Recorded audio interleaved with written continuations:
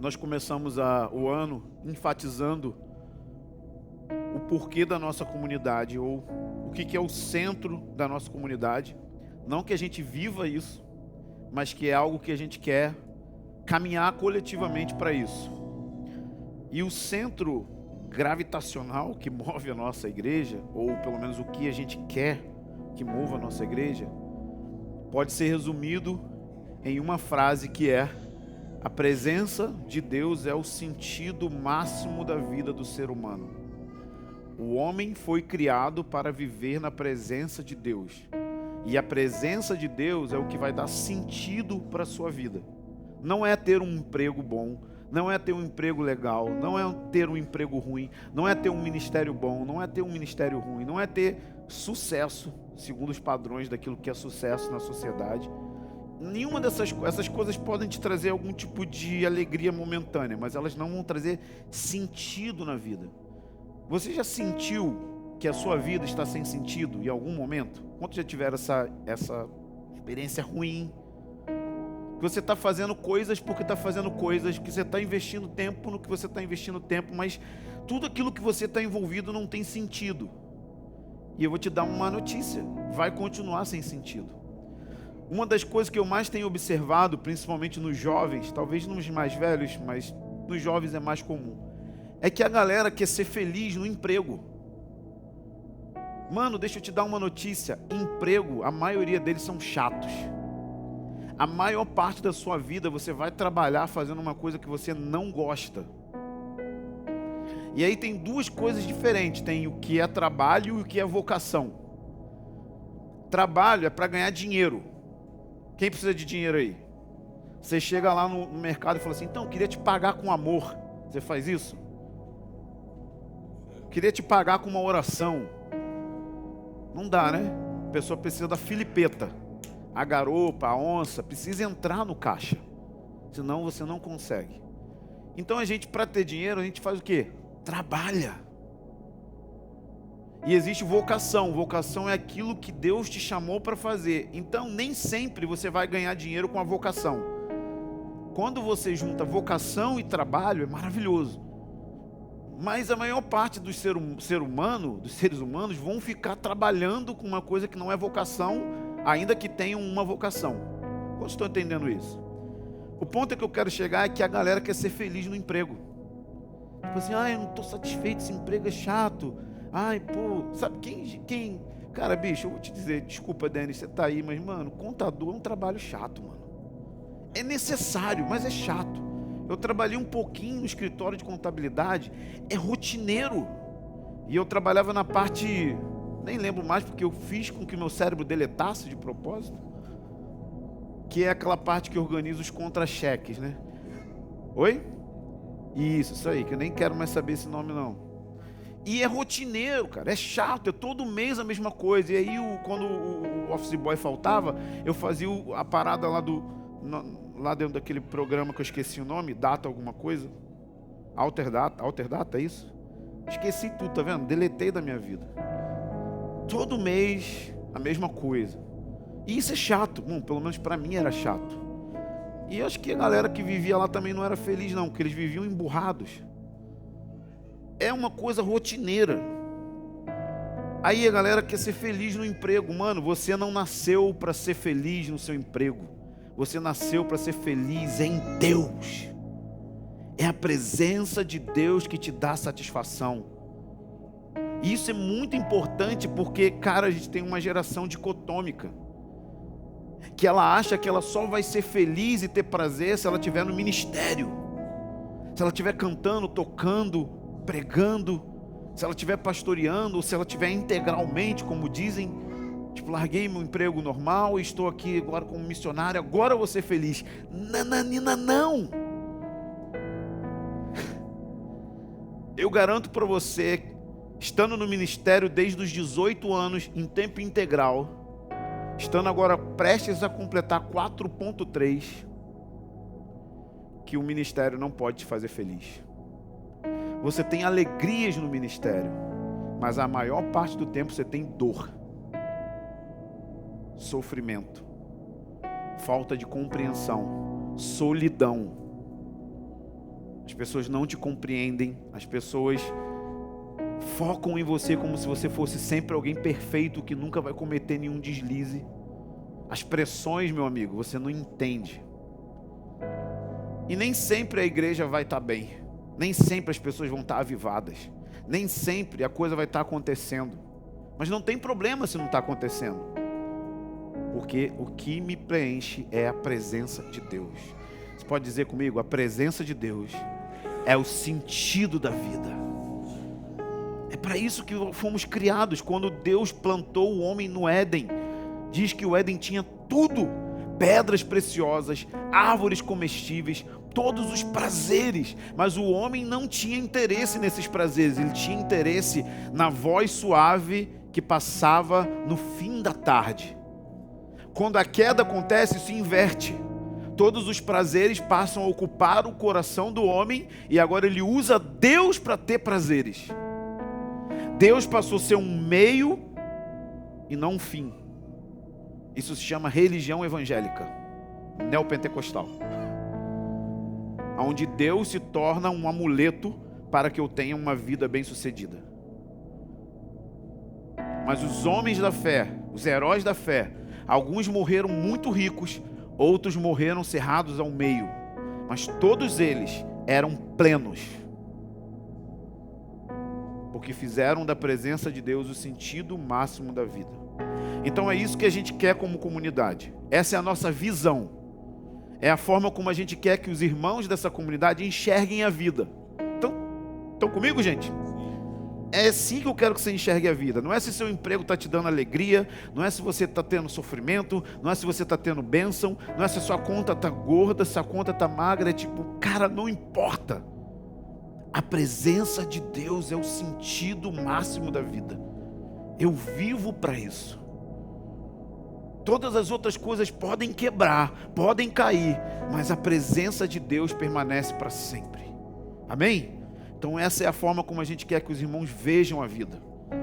Mas a gente não tem só uma visão, a gente também tem uma missão, que é aquilo que a gente vai fazer como igreja. O que a gente vai fazer como igreja? Se a gente pudesse resumir em uma palavra, uma frase, seria construir um lugar para Deus morar. Ou seja, criar um ambiente para que a presença de Deus se manifeste entre nós de forma contínua.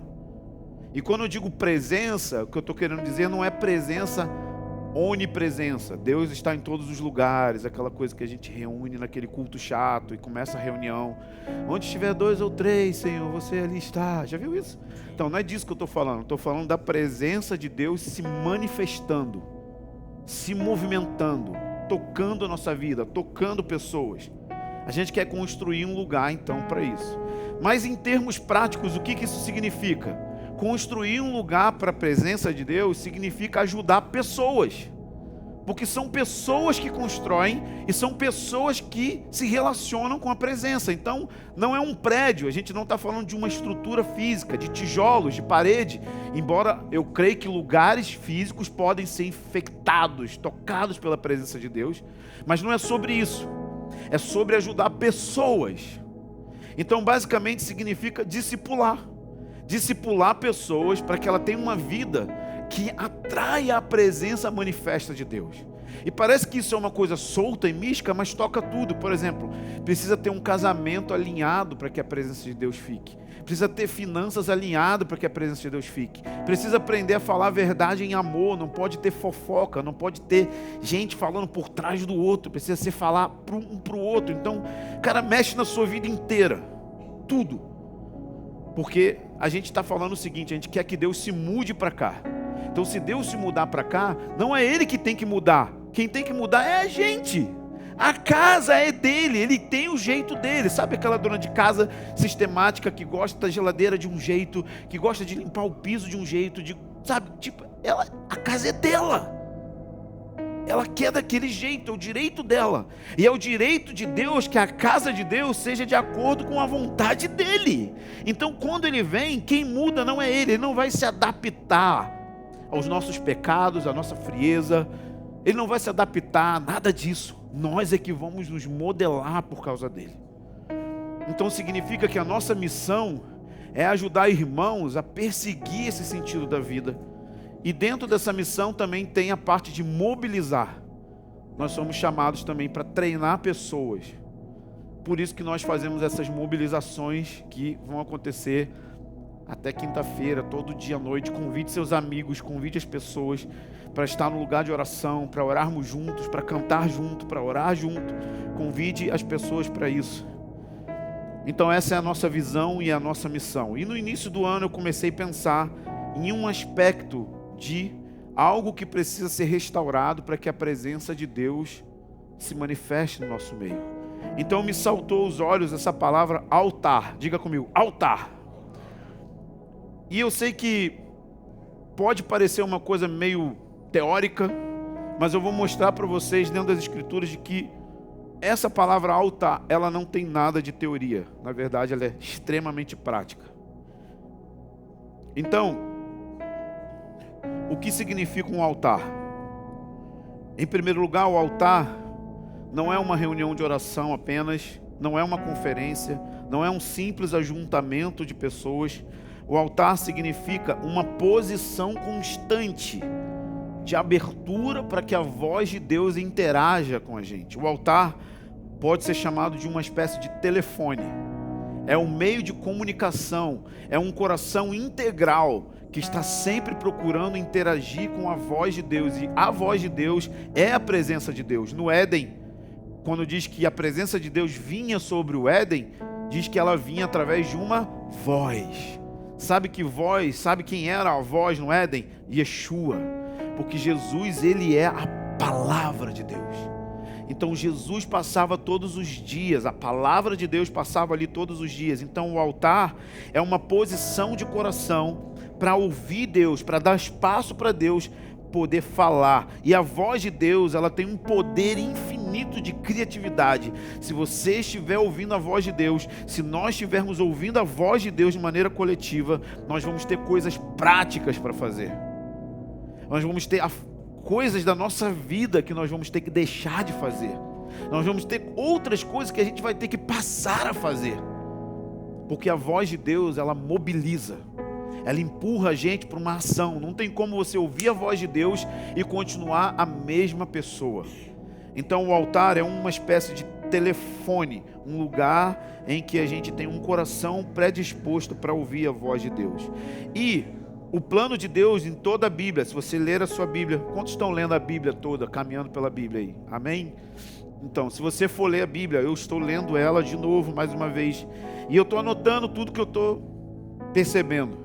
E o que é interessante é que tem uma espécie de fio dourado do plano de Deus, e você vai ver toda a Bíblia conectada com aquilo que Deus quer fazer. E o plano de Deus é executado na terra através de pessoas. Deus poderia fazer sozinho. Ele é todo suficiente, mas Ele decidiu esperar que alguém na terra corresponda àquilo que Ele quer fazer. Então, às vezes, nós queremos ver o Rio de Janeiro transformado, sim ou não? Não é problema para Deus isso. Você acha que tem problema para Deus liberar um avivamento amanhã de manhã? Você acha que Deus está com pouca energia, a bateria dele está descarregada?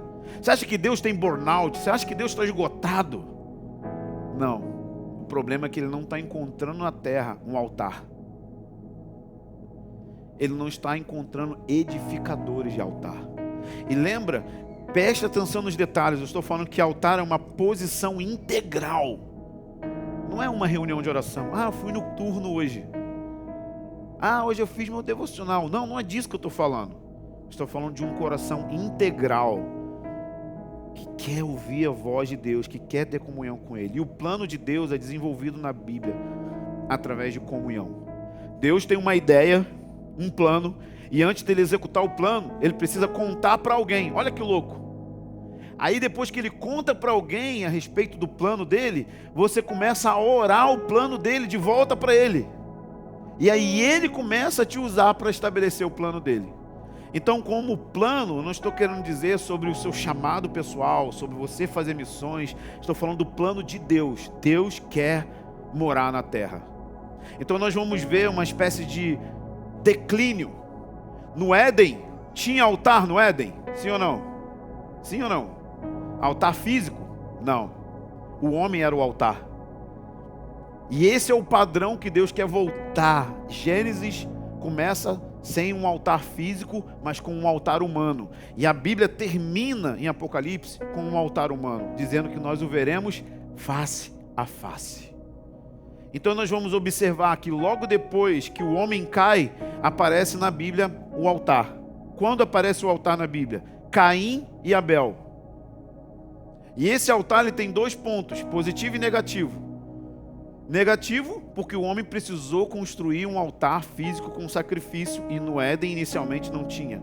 Mas é positivo porque o homem passou a invocar o nome do Senhor, assim logo pertinho que teve o declínio. E o que nós vamos encontrar é esse padrão, em Gênesis 8:20. Deus chamou um homem chamado Noé, e Deus queria purificar a terra, porque a maldade do homem tinha subido diante das narinas de Deus. Então Deus começou a pensar em recomeçar o plano dele. Estou te dando uma aula sobre panorama bíblico. O plano de Deus não mudou no Éden. Deus só achou um outro amigo, Noé. E ele disse para Noé: multiplique, enche a terra. Para quem Deus falou isso no Éden? Para quem? Para Adão. E agora ele está falando a mesma coisa para Noé. Continua aquilo que eu falei com Adão. E aí a primeira coisa que Noé faz, depois de receber o mandato cultural de expandir o reino de Deus, de dominar a terra, de exercer autoridade na terra como um cogerente, a primeira coisa que ele faz é, ele edifica um altar. Gênesis 8:20, se você quiser pegar a referência para meditar em casa. Ele edifica um altar. Logo na frente, na expansão do plano de Deus, Deus chama um cara chamado Abrão e fala o que para esse homem? Em você, todas as famílias da terra serão benditas. Será que esse plano tem a ver com o Éden? Claro que sim, é a mesma coisa. Multiplicar e encher a terra a partir de uma geração bendita. Ou seja, a geração de Abraão é a geração que ia gerar os homens e mulheres de fé e, consequentemente, iria gerar o nosso Salvador. Que, através do nosso Salvador, muitos seriam famílias benditas. Então é o mesmo plano. E aí em Gênesis 12, versículo 1, diz que o Senhor apareceu para Abraão. E depois no versículo 7 e 8 diz que Deus se manifestou em sua presença para Abraão e ele edificou um altar. Então é isso que você vai perceber. Sempre que o plano de Deus precisava avançar, alguém precisava edificar um altar. Mais na frente, bem na frente, em 1 Reis 18, Israel está experimentando a maior catástrofe imoral e a maior apostasia de todos os tempos através do governo de Acabe e Jezabel. E esse é um padrão que você vai encontrar na sua vida, na minha vida, na nossa vida. Sempre que tem imoralidade e sempre que tem mornidão, o altar é derrubado. Quando você cai em pecados imorais, quando você entra em mornidão, o ponto de contato com Deus, a comunhão com Deus, desmorona. Então é por isso que Elias, em 1 Reis 18, a primeira coisa que ele faz é colocar o altar em ordem. Não tem como ter fogo, não tem como ter a presença manifesta de Deus, não tem como Deus liberar avivamento se não tem altar. Se esse ponto de contato, de comunicação com Deus não está funcionando. E a segunda e a última coisa é que quando Israel volta da Babilônia, eles voltam para restaurar o templo e a cidade. Mas a primeira coisa que eles fazem em Esdras 3:1 não é construir a cidade e nem o templo. Eles começam a construir o altar. Se fosse eu e você, nós iríamos construir primeiro o muro. A gente quer logo salvar o nosso. Mas a gente não entende que não precisa construir redes de proteção, a gente precisa do altar. E se você tem um altar, tem a presença de Deus. Se tem a presença de Deus, os inimigos fogem. Então, eles fizeram tudo o contrário. Eles primeiro edificaram o altar, depois a casa, e o muro foi a última coisa. Porque eles entendiam que o altar era o ponto de contato entre céu e terra. E você olhando os livros de Esdras, Neemias e Daniel, você vai encontrar uma expressão não muito típica, que é o Deus do céu. Ele não era o Deus do céu e da terra, sabe por quê? Porque não tinha altar na terra. O altar foi removido no período do cativeiro, não tinha essa comunicação, essa interação divina. E o altar tem duas expressões, uma individual e uma coletiva. Hoje eu quero falar só sobre a individual. Então vamos olhar comigo livro de Êxodo, no capítulo 20. Nós vamos voltar lá no 19. Fica firme que eu não esqueci dele não.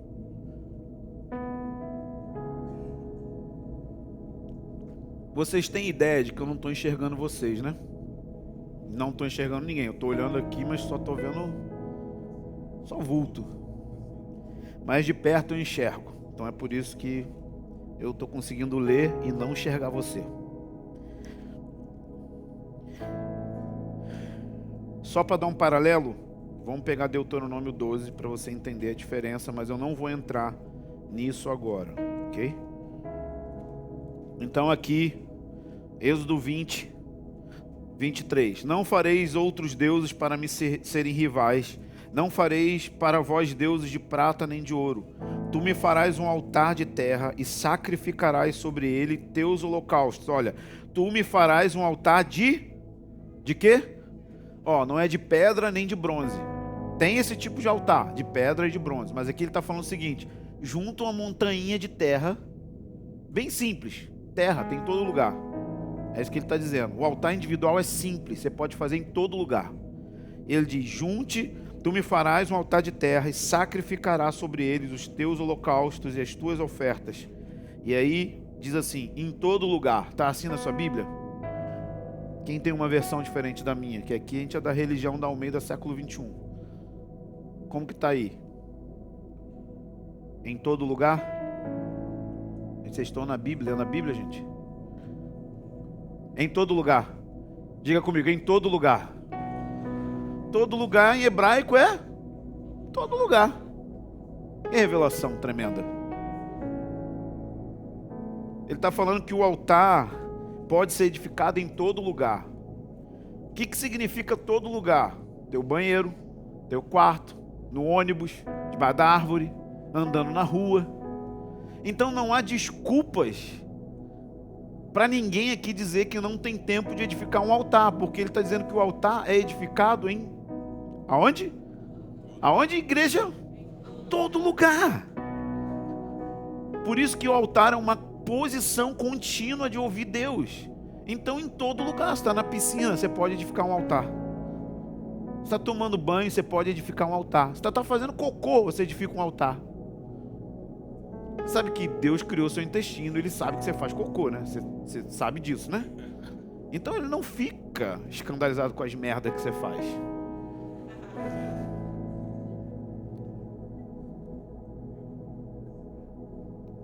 Tomando banho é um dos lugares que mais Deus fala comigo. É um dos lugares que mais, assim, que eu paro ali e oro em línguas e tal, pá. E a voz de Deus vem. Então é em todo lugar.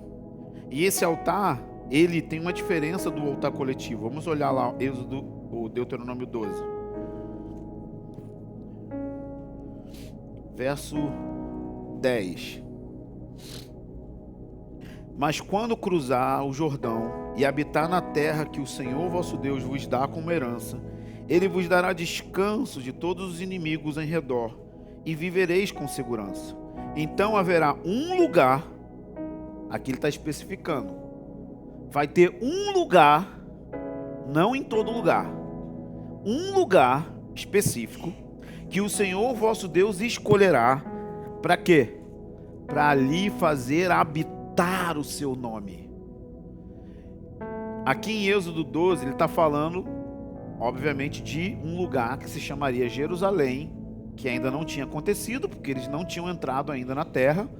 Mas em Jerusalém ia ter um lugar específico, onde todos os judeus deveriam ir para esse lugar, nos dias do Antigo Testamento, para adorar.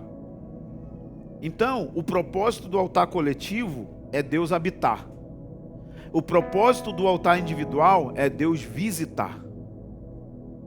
Por que isso? Porque não tem como a glória de Deus inteira, em sua plenitude, vir sobre um único homem. Isso vai acontecer sobre o corpo de Cristo.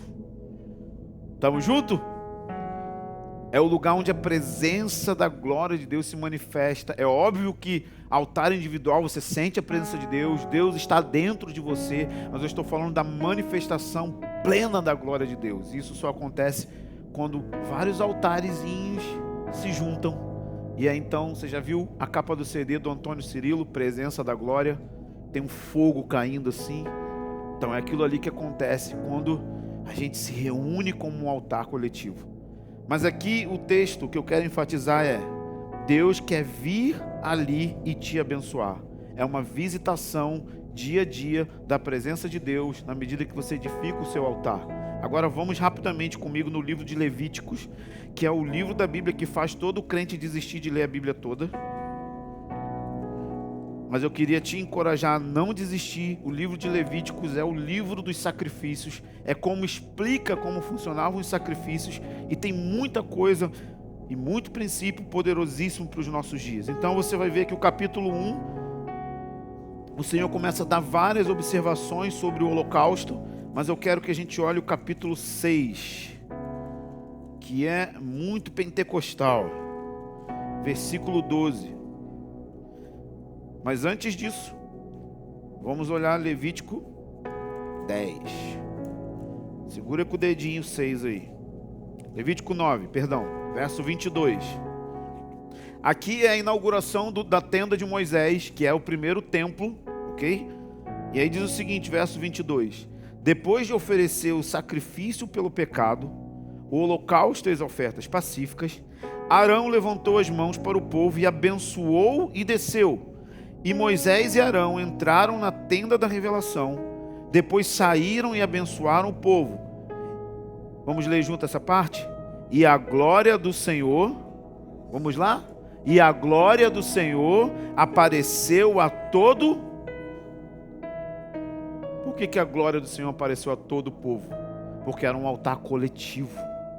A presença física de Deus se manifestou a todo o povo. Como que a glória do Senhor apareceu a todo o povo? Saiu fogo diante do Senhor e consumiu o holocausto, a gordura que estava sobre o altar. Ao ver isso, todo o povo gritou de alegria e prostrou-se com o rosto em terra. Quem acende o fogo do altar? Quem acende o fogo do altar, irmãos? Deus acende. Mas quem mantém o fogo aceso? Versículo 12. O fogo permanecerá, capítulo 6, aceso sobre o altar. Não poderá ser apagado. Ali o sacerdote acenderá lenha todos os dias pela manhã e arrumará o holocausto sobre ele e queimará a gordura das ofertas pacíficas. O fogo deve estar continuamente, incessantemente, dia e noite, sem parar. O fogo precisa, deve, tem que arder continuamente sobre o altar. Sabe uma coisa? Deus não chamou você para ser morno. Deus não chamou você para ter estações de mornidão. Deus não chamou você para viver uma vida cristã média. Deus chamou cada pessoa aqui que nasceu de novo para queimar continuamente, dia e noite. Não tem espaço para não ter zelo. Não tem espaço para dar moleza para frieza. Não tem espaço para negociar. Nós precisamos de uma geração que está trazendo lenha nas costas. Quantos estão comigo nisso? Lenha. O que é lenha? É a sua vida de oração. É a sua vida de leitura na palavra. Posso te dizer isso com experiência. Quando você começa a ler a palavra de Deus, quando você começa a meditar na palavra de Deus, eu estou falando por mim. Eu tive um ano muito difícil e de alguma forma eu comecei a colocar os olhos no difícil. Mas quando você coloca os olhos na palavra de Deus e no lugar de oração, alguma coisa muda dentro de você. Às vezes as coisas não mudam ao redor de você. Às vezes elas pioram ao redor de você. Às vezes elas ficam muito, muito piores. Mas isso aqui, simples devoção. Não é ler a Bíblia como um jornal. É ler a Bíblia para encontrar Deus.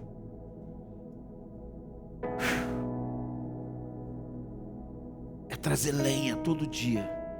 Deus não vai fazer o que você tem que fazer e você não vai fazer o que Deus tem que fazer. São papéis diferentes. O Espírito Santo foi dado a vocês, o fogo foi dado a vocês, a presença de Deus está em vocês, mas a Bíblia é clara e ela diz que você pode extinguir o Espírito e entristecer o Espírito. cabe a nós alimentar um estilo de vida que não entristece o espírito e que não extingue o espírito.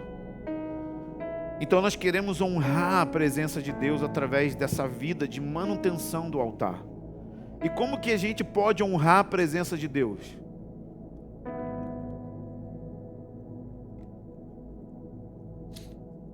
Quando a gente honra o Espírito Santo.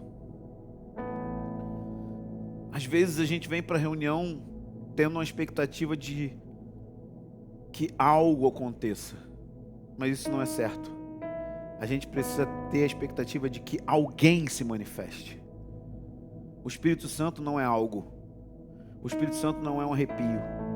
O Espírito Santo não é uma energia. O Espírito Santo é uma pessoa. E ele vive dentro de você. Mas por horas e horas, dias e semanas e meses, nós ignoramos ele. Nós não falamos diretamente com ele. Mas o problema é que é o Espírito Santo que é responsável por revelar quem é Jesus. Ele é responsável por revelar quem é o Pai. Paulo chama o Espírito Santo de a comunhão. Ele diz assim: a comunhão do Espírito Santo seja entre todos. O Espírito Santo é esse elo forte na Trindade, chamado comunhão. E a melhor maneira de você manter o altar queimando, o altar aceso, é honrando o Espírito Santo. Não é complicado. Mas na prática, o que a gente vê é que nós conseguimos não dar atenção a ele. E Êxodo 19, a última passagem, que foi a primeira que eu mandei abrir, é o chamado de Deus para a nação de Israel cuidar do altar. E tem uma coisa que eu quero destacar para a gente orar.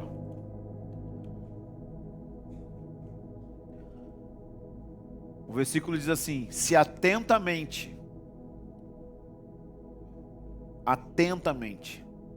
ouvir a minha voz,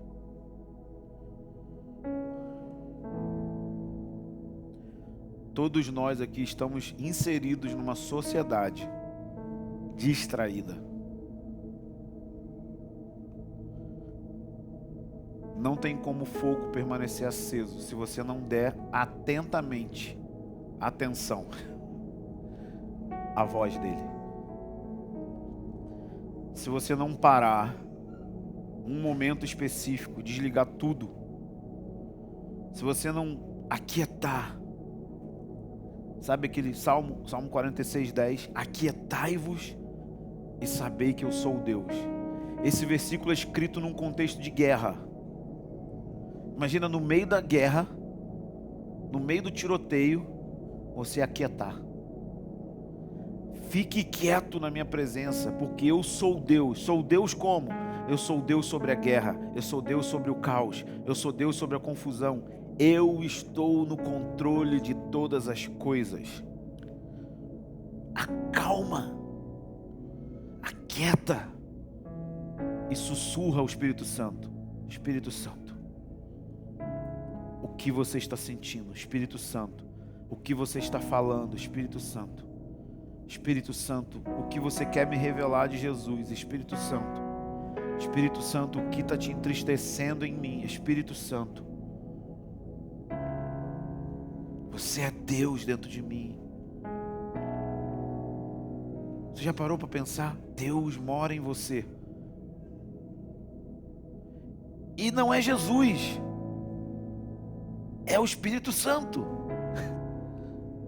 Jesus está em um lugar agora, à destra do Pai, fisicamente. E ele disse: eu vou, e eu vou deixar um outro igual a mim, o Espírito Santo. E ele vai revelar todas as coisas sobre mim, ele vai glorificar a mim mesmo, ele vai revelar quem é o Pai. É o Espírito Santo. O Espírito Santo é o fogo de Deus no seu interior. O Espírito Santo veio para a igreja num contexto de altar, em Atos 1,14. O Espírito Santo se manteve na igreja, queimando aqueles irmãos, porque eles continuamente, diz as Escrituras, que de casa em casa, eles viviam orando, partindo o pão e amando uns aos outros. Nesse início de ano, o Senhor está chamando você para restaurar o seu altar individual. diariamente pela manhã, trazer a lenha. A lenha é a sua devoção e atentar para o Espírito Santo que está dentro de nós. Jesus não fazia nada na terra sem o auxílio do Espírito Santo. Ele é o Deus criativo dentro de nós. Ele é o Deus que nos leva a fluir como um rio que sai do nosso interior. Ele é a presença de Deus no nosso coração.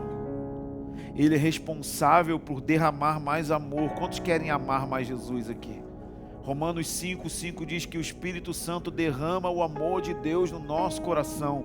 Só pode amar Jesus, somente vai conseguir amar Jesus através do próprio amor de Deus por Deus.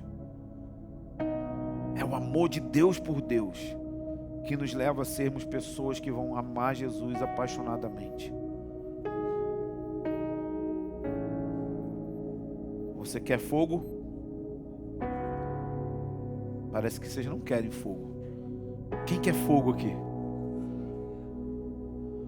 Se você quer fogo, traga a tua lenha. Vamos ficar de pé. Você não precisa fazer coisas novas. Você precisa fazer coisas velhas. Às vezes a gente inicia o ano, a gente fica pensando, nossa, o que eu tenho que fazer de novo? Não, você tem que fazer o velho. Leia a sua Bíblia e faça a oração. Todos os dias na mobilização eu vou trazer curtas palavras, não tão longas como essa, sobre essa expressão do altar.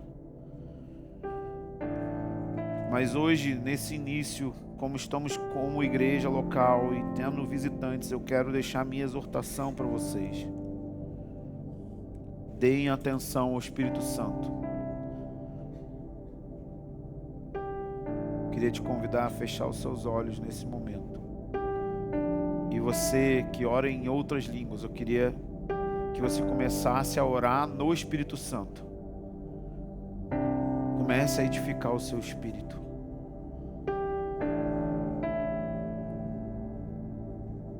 Não precisa sentir arrepio. Não precisa sentir a emoção da música. Somente comece a orar em outras línguas. Ele nos ensina a orar como convém. Nós não sabemos orar. Espírito Santo, não sabemos orar. Não sabemos trazer lenha. Ajuda-nos a trazer a lenha. Queremos ter o nosso espírito vibrante nesses dias do ano. Põe fogo nas nossas emoções enquanto nós oramos no Espírito Santo.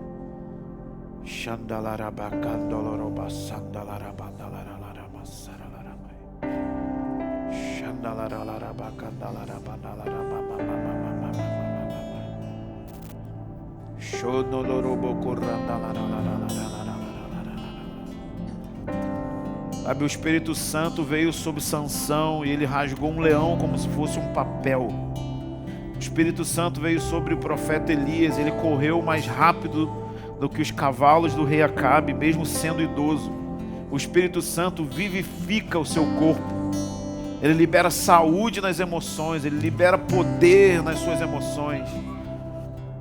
O Espírito Santo não é algo, ele é alguém, ele é muito, muito poderoso, sabe? Porque ele é Deus. Vamos, levante sua voz e ore no Espírito. Eu vou te ensinar a andar no Espírito. Sabe como que você anda no Espírito? Quando você anda na rua orando em línguas.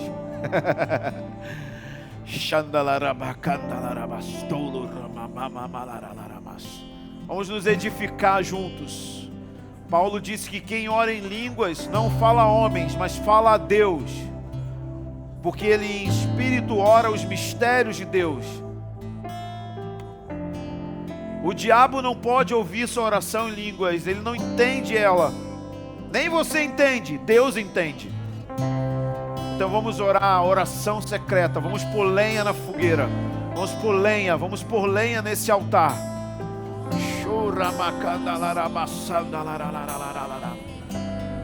Deixa borbulhar do seu interior.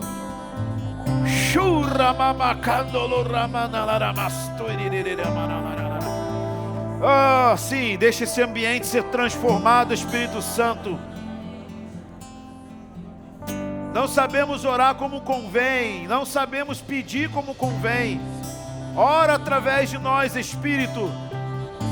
Acende a chama do altar individual de cada pessoa aqui. O fogo arderá continuamente sobre o altar. Oh, põe em chamas essa igreja aqui, Senhor.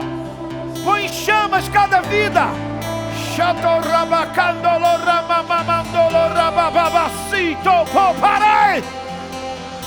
Yes!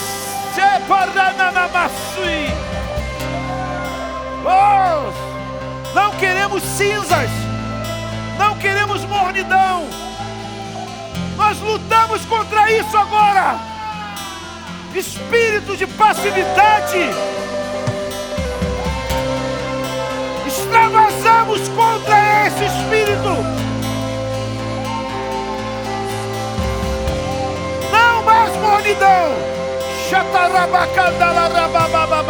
Vamos lá, flua, flua, flua, flua, flua, flua, Espírito Santo.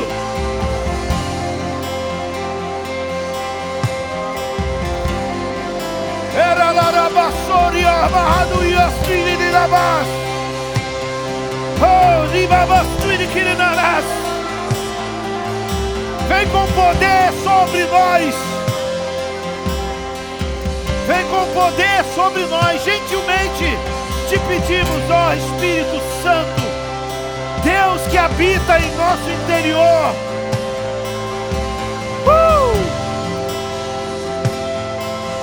Você é o amor de Deus por Deus dentro de nós. Ó comunhão ardente. Ó comunhão incandescente. Ó chama que nunca apaga. Você está nas nossas entranhas. Você ressuscitou Jesus de dentre os mortos.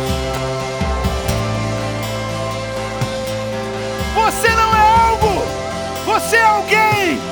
Você é Deus em nós. Vamos lá, eu sinto a unção dele aqui.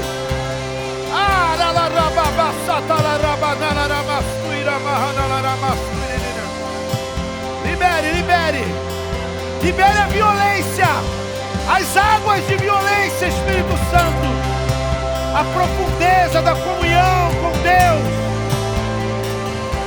Oh, isso.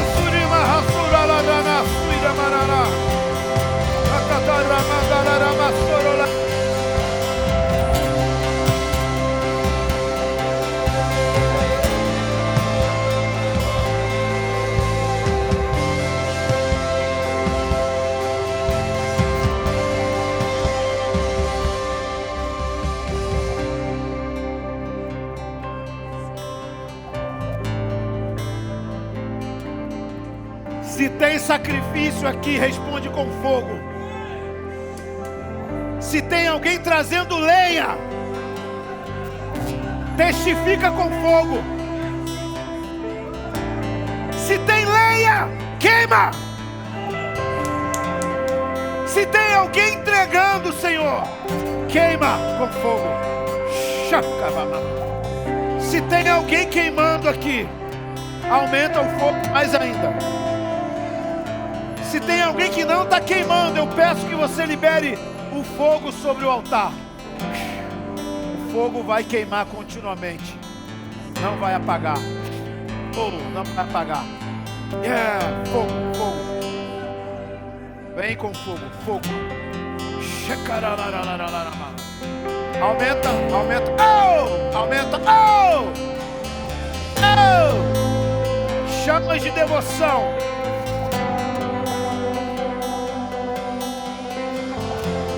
Eu libero agora isso, em nome de Jesus.